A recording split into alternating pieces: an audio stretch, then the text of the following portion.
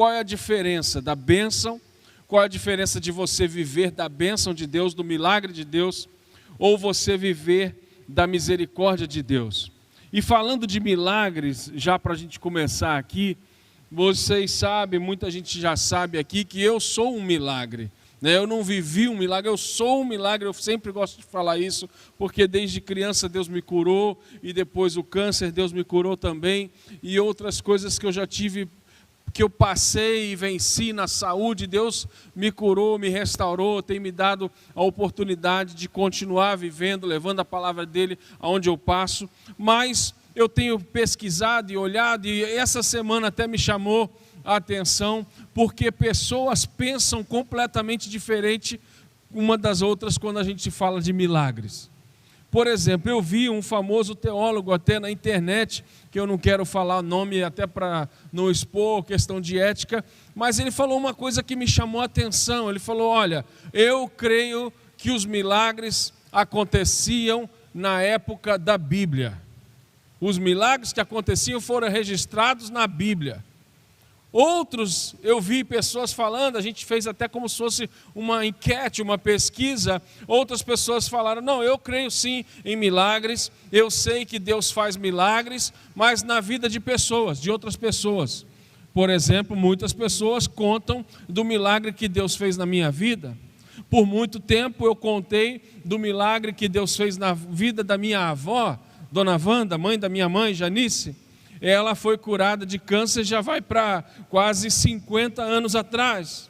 E na época o médico deu a ela 6 meses de vida. E quando a gente vê isso acontecer, quando a gente vê a forma com que ela tem a facilidade de evangelizar e de contar do milagre, muitas pessoas olham para ela, por exemplo, e falam: não, Dona Wanda é um milagre, o pastor Tiago é um milagre, o que ele viveu é extraordinário, é algo que Deus fez, olha que coisa. Aí uns falam: não, só fez e registrou na Bíblia. Outros falam: não, Deus ainda faz hoje também na vida de algumas pessoas. E outros, que eu quero que seja eu e você, são pessoas que falam: não, Deus faz milagre, Ele faz milagre ainda hoje, eu tenho visto e eu estou disposto a tomar posse daquilo que Deus tem prometido para mim. E isso eu quero falar com você, e a minha oração é para que você consiga entender. Eu vou usar uma história que eu amo aqui da Bíblia já, mas primeiro eu quero ler Isaías 43:2, que é um versículo que a gente talvez até conheça já. Eu vou ler aqui na NVI, e está um pouquinho diferente talvez da versão que você tem aí, mas no Isaías 43:2, diz assim: olha, quando você atravessar as águas, eu estarei com você, e quando você atravessar os rios, eles não o encobrirão. Quando você andar pelo fogo, você não se queimará, as chamas não o deixarão em brasas. Isso é um texto que a gente ama, que a gente gosta, que a gente fica empolgado. A minha vida toda eu ouvi esse texto e eu pensava: olha o que Deus vai fazer, que coisa extraordinária, não vou afundar, não vou afogar, não vou me queimar, ninguém vai me consumir, eu sou um vitorioso, vencedor, porque Deus vai fazer isso na minha vida, porque Deus é maravilhoso. Mas, meu irmão, olha só o que muitas vezes a gente passa completamente despercebido. A ação de Deus aqui não é uma ação, é uma reação. Eu tenho aprendido isso, que muitas vezes Deus, Ele não age, Ele reage. Porque o texto está dizendo: quando você atravessar, Deus vai fazer. Quando você, fala de novo, atravessar os rios, eles não vão te cobrir. Então fala: quando você atravessar. De novo: quando você atravessar. Aí depois fala: quando você andar pelo fogo. Mas quem está andando é você, quem está atravessando é você, quem está correndo atrás é você, quem está buscando atrás é você. Esses dias eu estava pregando lá em São Paulo, no Bispo Júlio Vertulo, na Igreja Cristã Mundial, e na hora das ofertas, dos dízimos e ofertas, alguém usou o Salmo 23, dizendo que o Senhor é o meu pastor, de nada eu terei falta. E aquilo, uma palavra que eu já ouvi tantas vezes, um salmo que a gente conhece tão bem, tantas vezes já lemos, aquilo mexeu comigo. E na hora de ofertar, eu falei: Deus, eu não quero mais um Deus que é o meu pastor e eu não terei falta de nada. Olha que coisa louca, parece que eu estou sendo um rebelde aqui. Eu falei, eu quero um Deus que será o meu pastor e eu terei sobra. E eu fiquei ali questionando a mim mesmo e a Deus, por que a Bíblia fala que o Senhor é meu pastor, de nada terei falta? E eu fiquei ali, na hora de ofertar, eu dei uma semente ousada lá, crendo num milagre na minha vida também. E eu falei, Deus, eu quero um Deus que é meu pastor, e eu não só eu não terei falta, mas eu terei sobra. Como que se a Bíblia tivesse errada, né? Eu estava meio revoltado naquele dia. E sabe o que o Espírito Santo falou comigo, meu irmão? Sabe por que a Bíblia não está escrito, o Senhor é meu pastor e eu terei sobra? Porque a sobra tem muito mais a ver com a nossa administração do que com a bênção de Deus. O problema é que a gente cresce às vezes na nossa vida toda buscando a Deus, fazendo as campanhas, buscando, vindo aos cultos, e aí a gente tem lá uma famosa passagem, a parábola do semeador, né, que fala que uma parte da semente caiu num solo rochoso, na outra parte da semente foi consumida pelo fogo, outra parte da semente, aí aquela boa parte que foi plantada numa terra boa, semeou lá e colheu a 30 e a 60 e a 100 por um. E um dia lendo esse texto, estudando esse texto e orando sobre esse texto e falando também, Deus, eu quero colher a 30, a 60 e a 100 por um. E eu fiquei pensando, por que a gente às vezes não colhe as coisas que a Bíblia diz, que fala para nós e promete? Até que lendo a minha Bíblia, essa Bíblia aqui de papel, eu fui ler que antes desses textos que eu estou te falando, em Marcos 4, tem um subtítulo, a parábola do semeador. Então, na verdade, ali Deus está ensinando a gente através de uma parábola, mas é a parábola do semeador, está tratando do semeador, não da semente. Não adianta a semente ser boa, não adianta a semente ser lançada numa terra fértil, que eu sei que a Igreja Calvária é uma terra fértil, uma terra bem administrada, uma terra abençoada, mas meu irmão, não está falando da semente, está falando de nós, os semeadores. Então, eu vim aqui te fazer pensar e fazer você talvez sair até com um pouco de, não dúvida, mas tipo um alerta na sua mente. E Deus falou comigo, onde você tem deixado cair as suas sementes? E novamente eu falo, pastor, então você não dizima, você não oferta, você... Não é isso, gente. O que eu estou falando mais uma vez, que às vezes depende muito mais de nós do que de Deus para a gente viver e cumprir os milagres e as bênçãos que a Bíblia diz. Por isso que eu falei que nós vamos viver ou de misericórdia ou de milagre. O que você quer? O que eu quero? E eu separei uma frase aqui, que é do pastor Roy Stockstill, que é o avô pastor, né, do meu pastor. Então, o meu bisavô pastor, vamos dizer assim. Que ele diz assim, uma frase muito conhecida dele, diz assim, olha, Deus sempre supriu e continuará suprindo tudo o que precisamos. Ele sempre enche o nosso barril. Nós é que decidiremos se vamos manter o barril cheio ou se vamos viver raspando o fundo dele. E aí talvez você está pensando, poxa, o pastor Tiago veio aqui para falar de dinheiro, de finanças. Não vim não, o pastor Jackson não pediu isso, nem o pastor Gilmar. Eu vim aqui te mostrar, e essa palavra você vai entender que não tem a ver só com vida financeira não, meu irmão. Mas o conceito do barril eu acho fantástico, porque de fato a gente às vezes tem que viver milagre, tipo, se Deus não fizer algo eu estou lascado, se Deus não abrir a porta eu não sei o que vai ser, se Deus não curar, não trouxer meu filho de volta, e a gente depende obviamente da misericórdia e do milagre de Deus, mas às vezes a gente precisa de algo impossível, porque a gente não fez com ousadia, com fé e com obediência aquilo que é possível. Então eu separei aqui Juízes, eu quero ler alguns textos aqui que falam do chamado de Gideão. Dentro de tantas histórias que eu vi na Bíblia, essa aqui me chama muita atenção e eu quero ler aqui do 11 ao 16 em Juízes 6, que fala sobre o chamado de Gideão. Eu sei que eu vou ler alguns textos aqui, mais do que o normal, do que eu faço pelo menos, mas você vai entender.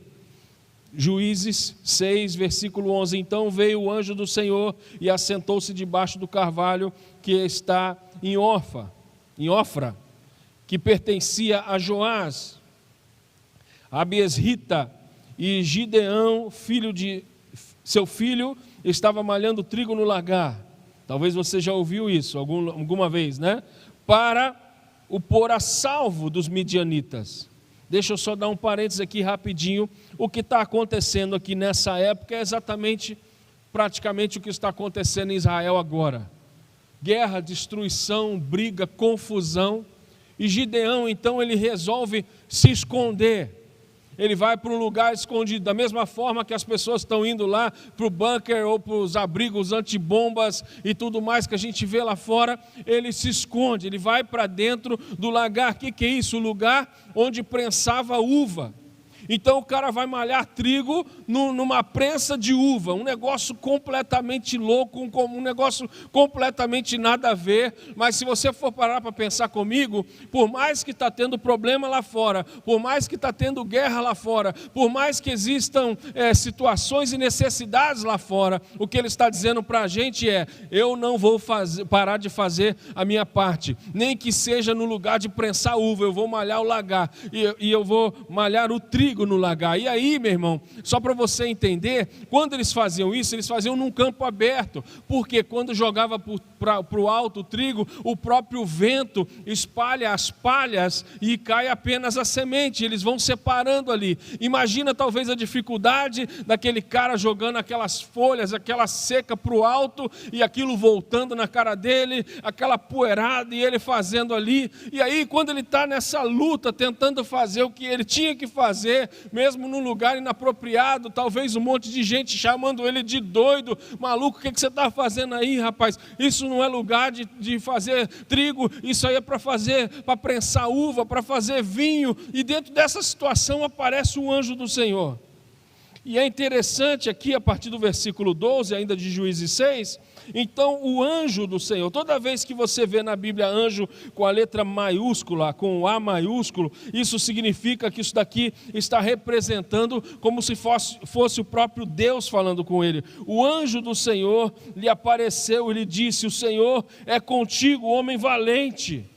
Olha que palavra de ânimo, você está lá trabalhando, fazendo, dando o teu jeito de fazer aquilo que você tem que fazer, mesmo sem as ferramentas ideais, mesmo se escondendo de guerra, mesmo fugindo de inimigos. O anjo fala para ele assim: olha, o Senhor é contigo, homem valente. Imagina, meu irmão, você que talvez está passando um problema, veio aqui à noite, hoje, e eu chego para você: olha, o Senhor é contigo, homem valente, mulher valente. É uma palavra de ânimo. Isso abençoa a gente, mas olha só o que ele responde no versículo 13: ai, Senhor meu, se o Senhor é comigo ou conosco, por que nos sobreveio tudo isso? Meu irmão, por muito tempo a gente achava que essas pessoas aqui eram rebeldes, insubmissas, né? Pô, como que o cara vai questionar o anjo do Senhor? Como que o cara vai falar assim com Deus? Por que aconteceu isso? Se o Senhor é comigo, se eu sou valente, por que está acontecendo isso aqui? E aí, continua aqui no 13, e que é feito de todas as suas maravilhas que os nossos pais nos contaram, dizendo: não nos fez o Senhor subir do Egito. E aí o texto vai continuar. Esse cara está falando aqui: poxa, se Deus é comigo, eu sou valente, como pode eu estar passando o que eu estou passando?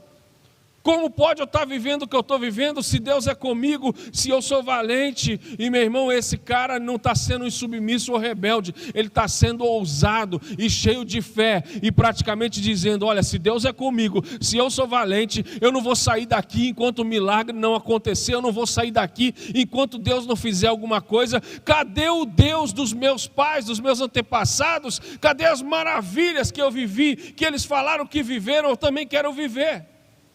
É isso que ele está falando. E aí, meu irmão, no versículo 14, então se virou o Senhor para ele e disse: vai nessa tua força e livra Israel da mão dos midianitas, porventura não te enviei eu?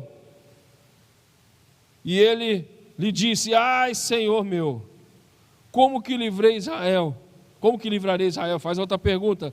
Eis que a minha família é a mais pobre em Manassés, e eu o menor na casa do meu pai. Tornou-lhe o Senhor: já que eu estou contigo, ferirás os midianitas como se fossem um só homem.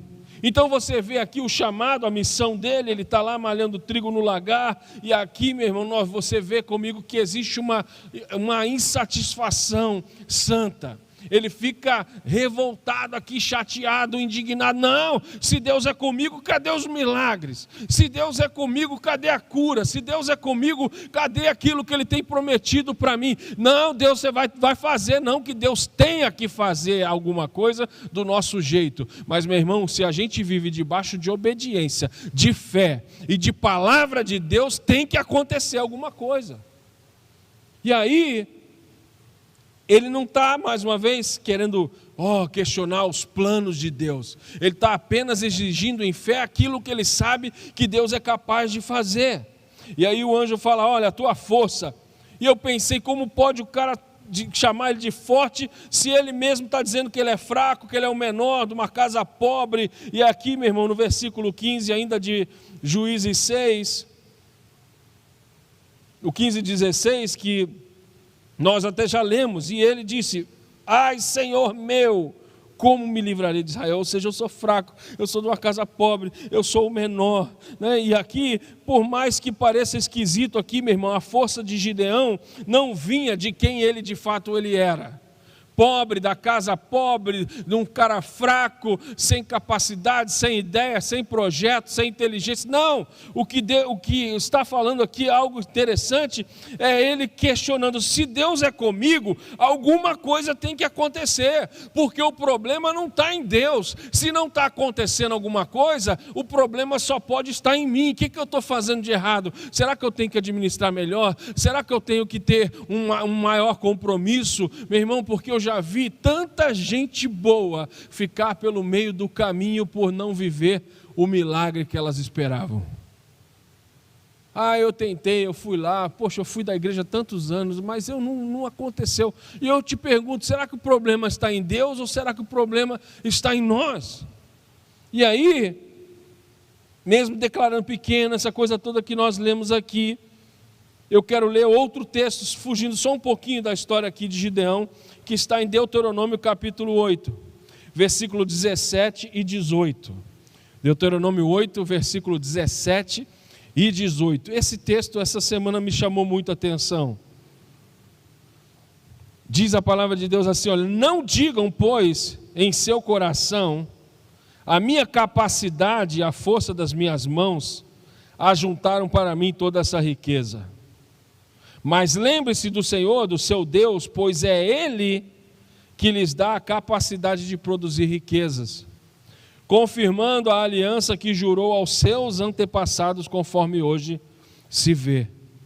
Então aqui esse texto na verdade está dando um alerta para nós. Não pense você que o que você conquistou veio de você, da sua inteligência, da sua capacidade de administrar, porque você é um bom administrador, ou uma boa administradora, um bom pai, um bom filho, eu não sei o que. Mas meu irmão, parece um paradoxo. Pastor, você não está falando que eu tenho que fazer minha parte, agora você está falando que tudo acontece porque Deus faz a parte dele? Sim, meu irmão, nós não podemos deixar nunca de entender, de saber que a glória é de Deus e as bênçãos vêm de Deus. Só que tem bênção e tem milagre que não vem na hora que poderia vir, porque a gente na verdade não está pronto para receber o milagre que a gente precisa.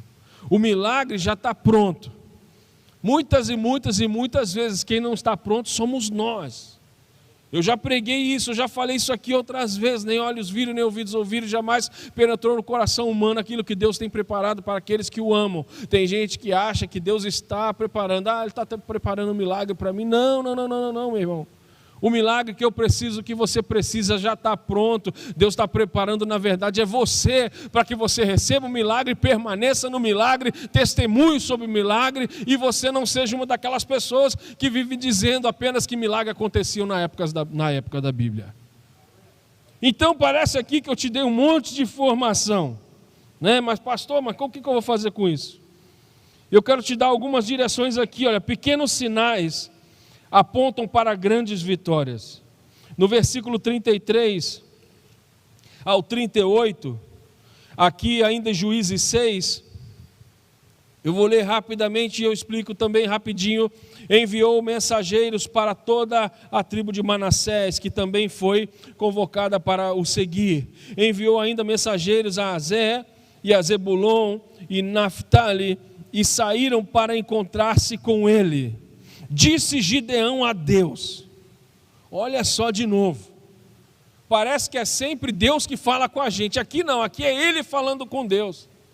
Olha o que ele fala, de novo, cara ousado talvez.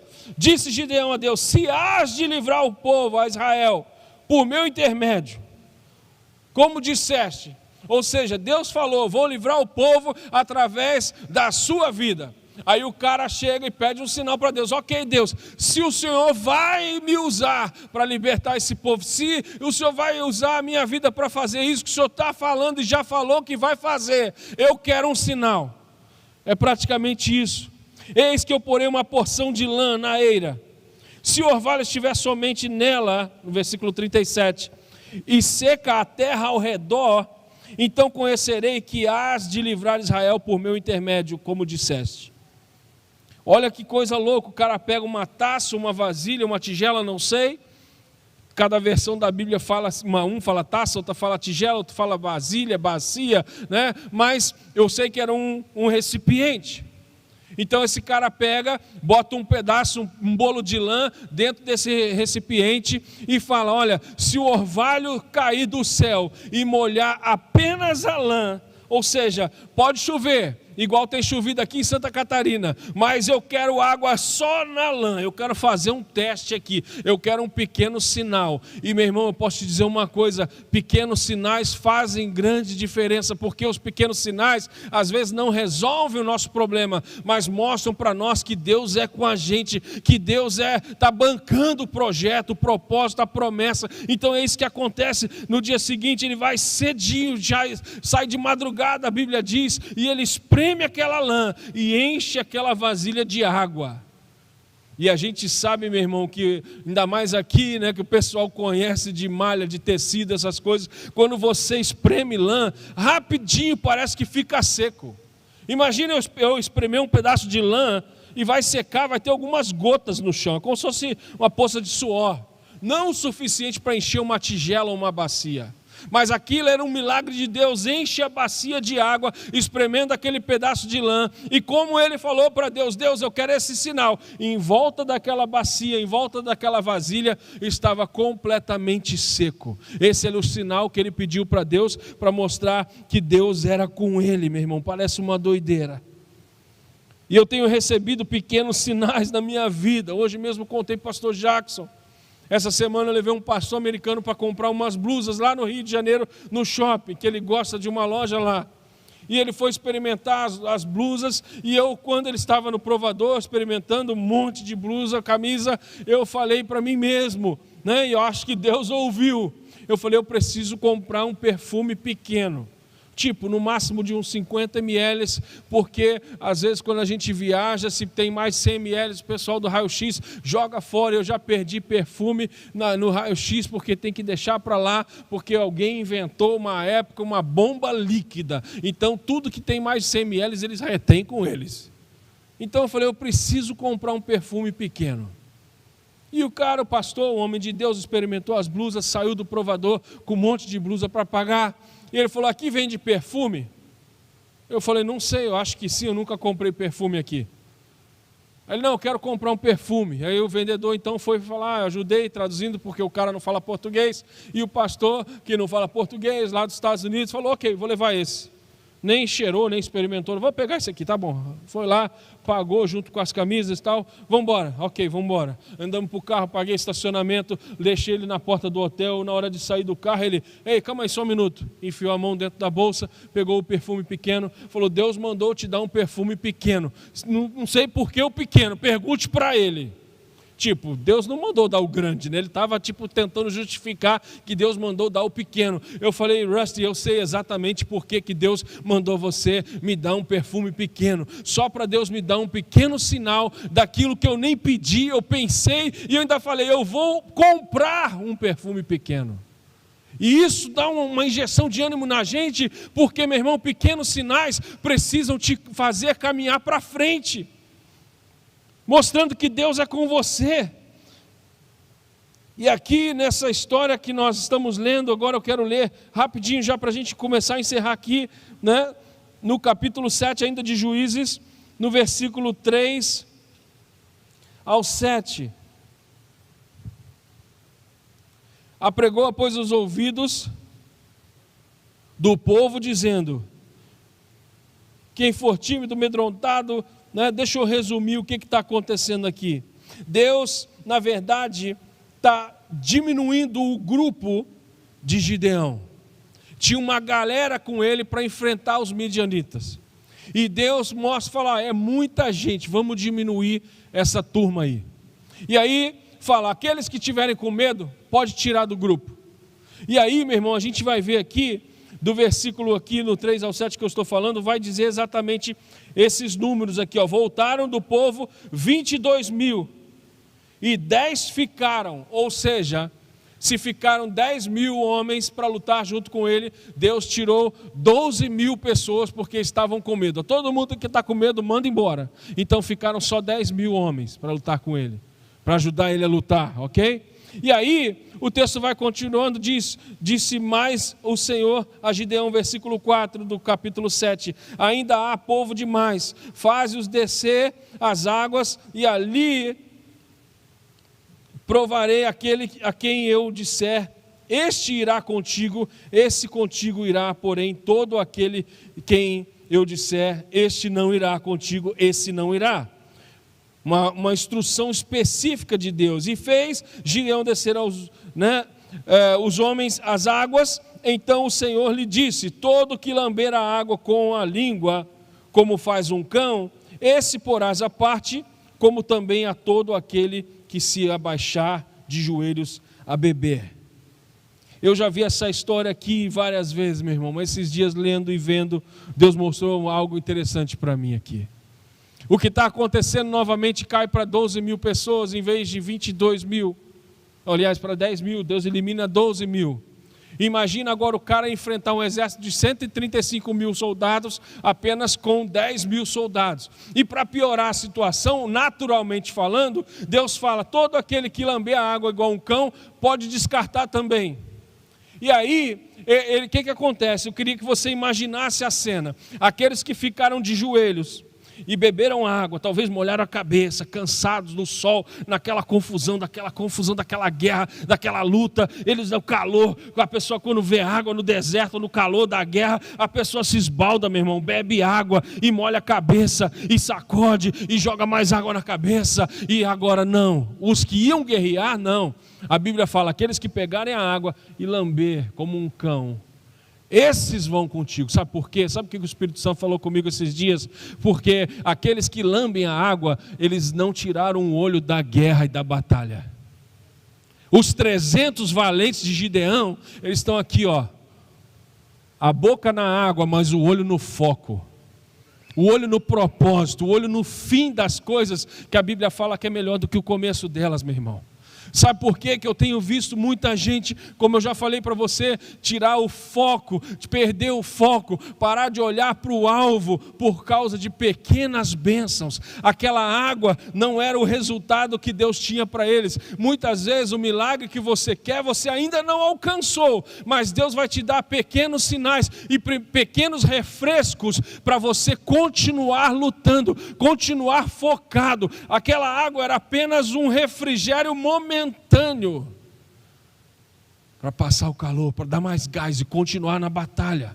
Porque, meu irmão, quem ganha a batalha não é a gente, é Deus. Tanto é que fica apenas 300 homens e o cara vence 135.000 homens com 300. Como? porque eles têm uma ideia louca que só Deus pode dar. Eles acendem chamas, tochas e faz barulho, toca a trombeta, acende tochas lá, e o povo, 135 mil homens, muitos saem correndo, a Bíblia vai falar para nós, outros começam a lutar entre eles, o próprio inimigo começa a matar um ao outro. E não importa o que sobrou, não importa quem Deus deixou com você, meu irmão. Se a gente está debaixo de obediência, focado na bênção, no milagre, e crendo que esse pequeno refrigério é apenas algo para refrescar a nossa boca e nos manter de pé avançando, nós vamos viver um milagre que muitas pessoas dizem não acreditar. Tem sido assim na minha vida. E eu quero fechar orando aqui, mas olha só uma última coisa. Ah, pastor, mas isso aí é coincidência, pegou um texto aí para falar o que você quer. Não. Vocês lembram quando o profeta foi restaurar o altar e aí jogou água em volta do altar, né? Qual era o foco dessa situação? O que eles estavam atrás? Qual o milagre que eles queriam? Era chuva. Tinham 3 anos e meio que não chovia. E eles ofertam lá o mais precioso da época, água. Ninguém tinha água, eles jogam água em volta do altar. E quando eles fazem isso, Deus joga do céu um fogo que consome aquela água. E depois que aquela água é consumida, cai fogo do céu. Alguém dá um grito e fala: ei, eu vejo uma pequena nuvem do tamanho da mão de um homem. É sinal que vai chover. Meu irmão, só lambe água e continua olhando para o foco quem sabe aonde vai chegar e aonde quer chegar. Só diz: olha, eu vejo uma pequena nuvem do tamanho da mão de um homem e o sinal de chuva, quem está focado na chuva. Sabe por quê, meu irmão? Como eu já falei aqui no começo, eu tenho visto muita gente boa parar e ficar pelo meio do caminho, porque quando Deus manda fogo, a maioria das vezes a gente quer ficar celebrando, pulando, fazendo festa, mas o fogo de Deus é sinal de bênção, mas não era o foco do profeta. O foco era a água. E tem gente que quando recebe um pequeno refresco, ou recebe um sinal de fogo, ou recebe uma bênção, um milagre, meu irmão, na verdade é raspar o fundo do barril, como eu falei. Deus não quer que você fique no conceito do barril para sempre. Deus quer fazer o teu barril transbordar, para que você possa ajudar, abençoar e testemunhar para outras pessoas. Eu queria que você ficasse em pé, eu queria chamar o pessoal do louvor aqui, por favor. Mas o que Deus tem tratado comigo, meu irmão, na minha casa, na minha família, no meu ministério, é isso. Eu não quero, chega de viver, sabe? Glória a Deus, eu não estou falando aqui de vida financeira. Deus tem sido bom com a gente, melhor do que a gente merece, muito melhor do que eu mereço, meu irmão. Mas eu estou falando para você que eu não quero parar no meio do caminho quando Deus me der um refresco, quando me der uma aguinha, para eu me molhar a cabeça. Eu quero mergulhar profundo, eu quero água, né, como diz a palavra, cobrindo, transbordando. E eu sei que tem gente aqui que chegou aqui, Deus falou isso comigo, confirmou essa palavra no meu coração. Talvez você chegou aqui preocupado, triste. Talvez, se você pensando, até falou com você mesmo, como eu já falei: Deus, se o Senhor não fizer um milagre, eu não sei o que vai ser. Já teve vez que eu falei: Deus, se o Senhor não fizer um milagre, eu estou lascado. E aí, meu irmão, Deus não quer me dar um socorro, um help, um escape, uma saída todo mês. Seja financeiro, seja na saúde, seja lá a área que for. Meu irmão, Deus quer te dar pequenos sinais, e Ele já tem te dado, que vai te fazer manter o foco. E aí, antes de orar, eu lembrei agora que me mandaram um vídeo meu. A gente já trabalhou com uma instituição lá de Israel, o pastor Jackson lembra. E a líder dessa instituição hoje é a filha de um rabino que cuidava dessa instituição, que ele faleceu alguns anos atrás. E a Yoel me mandou um vídeo, não sei se vocês viram já esse vídeo. Eu estou evitando um pouco desses vídeos de tanta coisa triste, né? Mas ela me mandou um vídeo de um cara com o telefone na mão, um cara que foi convocado agora pelo exército de Israel. E ele com o telefone na mão, ao vivo, assistindo o parto, o nascimento do filho dele, do bebê. O cara convocado para lutar na guerra, assistindo ao vivo o parto do filho. E aí você ouve até no vídeo, no áudio, é interessante, o bebê chorando. E o cara tentando manter a postura para não se emocionar ou declarar tristeza ou derrota. Mas o que me chamou a atenção, meu irmão, é que esse cara parecia um dos valentes de Gideão. Ele estava com o olho no filho nascendo e o outro olho aqui, ó, na guerra. Ele olhava o celular, impressionante, dá uma olhadinha assim no celular, o filho está nascendo, chorando já a criança, mas ele está aqui, ó, legal, meu filho nasceu, glória a Deus, é um sinal que Deus está com a gente. Mas o cara com um fuzil na mão, de olho na guerra, preocupado, não que vão me matar, mas focado na missão, olhando para frente, sabendo que aquilo ali é um sinal. Claro que ele queria estar em casa, talvez, claro que ele queria ver o filho nascer ao vivo, mas meu irmão, tem hora que Deus mostra pequenos sinais, pequenos milagres, e se você for valente como esse homem de Deus foi, e até talvez você tenha que chegar para Deus: Deus, cadê o milagre que o Senhor tem prometido?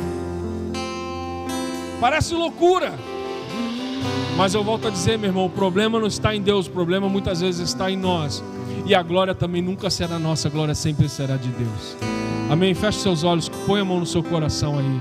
Deixa eu orar por você. Pai, muito obrigado pela tua palavra. Muito obrigado, Senhor, porque o Senhor fala com a gente. O Senhor nos dá instruções que dinheiro não pode comprar, Senhor, que muitas vezes nenhum tipo de profissional pode nos ajudar. Mas todas as vezes que nós viemos à tua casa, todas as vezes que nós ouvimos a tua palavra, existe algo queimando dentro de nós, que a gente sabe que é o teu Espírito Santo falando com a gente, sondando o nosso coração, nos encorajando. Dê, Senhor, esse povo que eu amo aqui de Brusque, sinais que mostram a tua presença, a tua glória na vida deles. E, Senhor, que eles venham manter focados na missão, focados naquilo que o Senhor tem prometido e declarado sobre a vida de cada um aqui. Pai, se existem pessoas que precisam de cura, nós queremos chamar a existência agora, cura de Deus, cura do céu, cura da parte do Senhor, que vai glorificar o teu nome aqui na igreja, nessa cidade. Pai, nós queremos chegar agora na autoridade que o Senhor nos dá e dizer: Pai, cadê as curas que os nossos antepassados falavam? Manifesta, Deus, o teu poder na nossa vida, na nossa casa, que nós possamos ser um milagre andando por essa cidade, contando da tua glória e da tua misericórdia, Senhor. E que nós saibamos, Senhor, que tudo vem de ti, e nós devolvemos sempre para ti toda a honra, toda a glória e todo o louvor. Muito obrigado, Pai, pela tua palavra, em nome de Jesus. Amém e amém. Deus abençoe vocês, queridos.